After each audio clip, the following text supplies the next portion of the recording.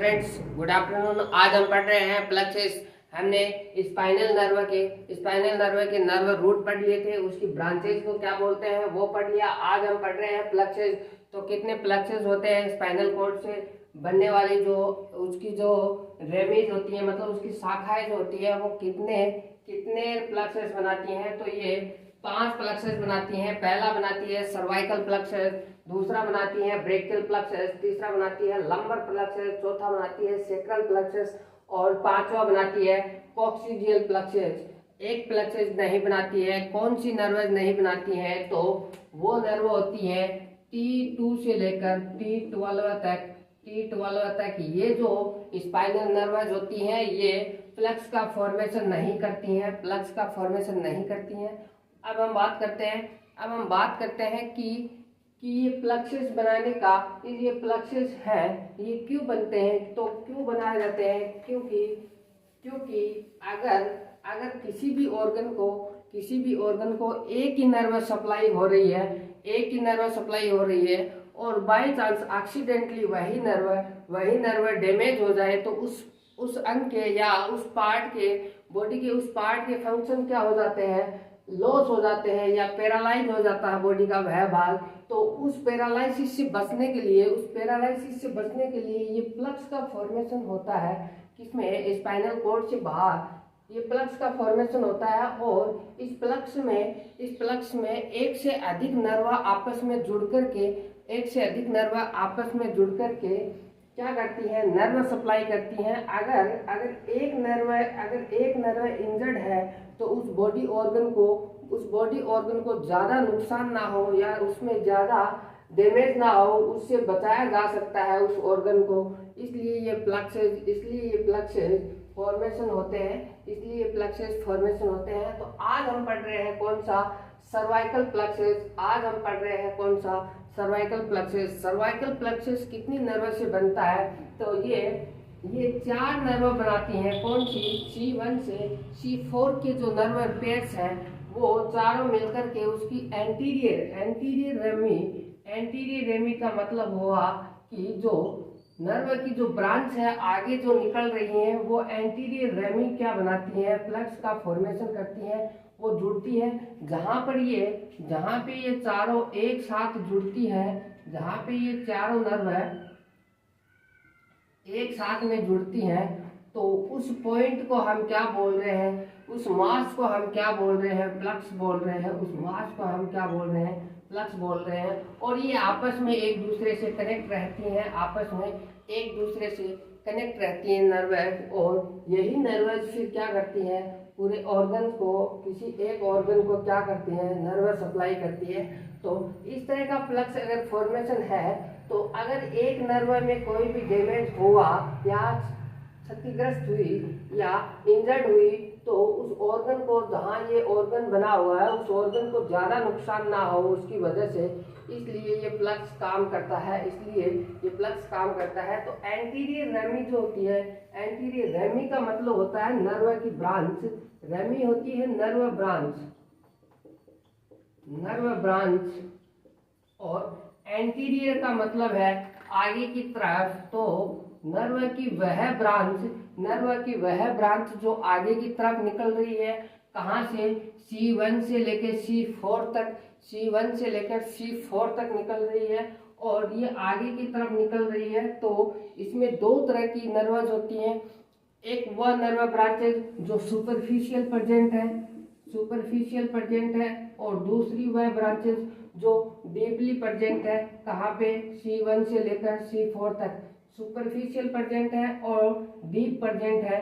तो हम बात करते हैं पहले कि ये जो सुपरफिशियल जो ब्रांचेज होती है, ये किसको नर्व सप्लाई करती है। सुपरफिशियल जो ब्रांचेज होती है, वो किस को नर्व सप्लाई करती है? तो ये सप्लाई करती है किसको? हेड को। कहाँ? बैक साइड में, back of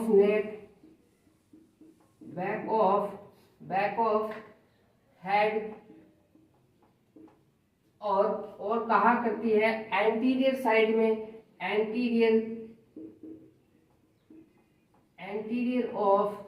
anterior part of, at the level of sternum. तो जो सुपीरियर जो ब्रांचेस निकलती हैं वो निकलती है कहाँ, बैक ऑफ हेड में निकलती हैं। और कौन सा, anterior at the level of sternum, मतलब आगे की तरफ नेक पर, यहाँ स्टर्नम के नियर बाई सप्लाई होती है किसकी, ये सुपरफिशियल ब्रांचेज की। उसके बाद हम बात करते हैं कि ये डीप ब्रांचेज जो होती है ये किस किस को सप्लाई करती है।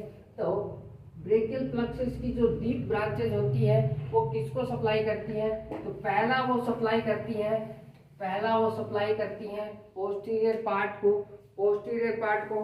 कौन सा भाग, पोस्टीरियर पार्ट का कौन सा भाग, तो वो सप्लाई करती है मसल्स को।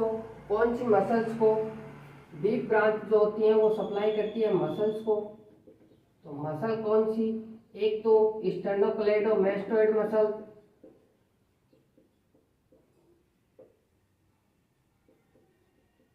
दूसरी ट्रेपीजियस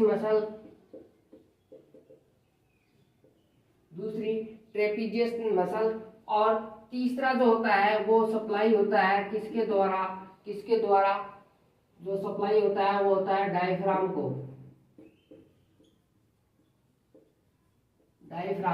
डायफ्राम भी एक मसल्स का ही पार्ट होता है जो कि रेस्पिरेशन में हेल्प करता है।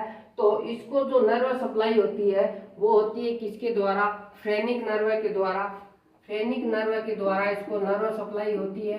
तो डायफ्राम भी मेन मसल होती है किसकी, रेस्पिरेशन की। अगर इस डीप ब्रांच में या इस सर्वाइकल प्लक्सेस में ये फ्रेनिक जो नर्व होती है वो C3 और C4 वाले पार्ट, C3 और C4 सर्वाइकल रूट से निकलती है। अगर एक्सीडेंटली इस C1 से C4 तक कोई भी इंजरी होती है तो हमारे डायफ्राम जो होता है डोम शेप जो डायफ्राम होता है वो रेस्पिरेशन करना बंद कर देगा या वो इंस्पिरेशन करवाना बंद कर देगा, जिससे अपनिया होगा। और लास्ट अपनिया के बाद में पेशेंट की क्या हो जाएगी, डेथ हो जाएगी। तो अगर ये सर्वाइकल रूट टूट जाता है C1 से C4 तक तो पेशेंट की डेथ हो जाती है। किसकी वजह से, अपनिया की वजह से, सांस नहीं लेने के कारण पेशेंट की मृत्यु हो जाती है। तो ये cervical root most important root होता है। इसको बचाने के लिए इम्पोर्टेंट है। सर्वाइकल रूट को बचाने के लिए क्या इम्पोर्टेंट है, प्रोटेक्शन सबसे अच्छा प्रोटेक्शन होता है। अगर इंजरी होती है किसी भी चीज़ को, एक्सीडेंटली इंजरी होती है तो। Thank you to all.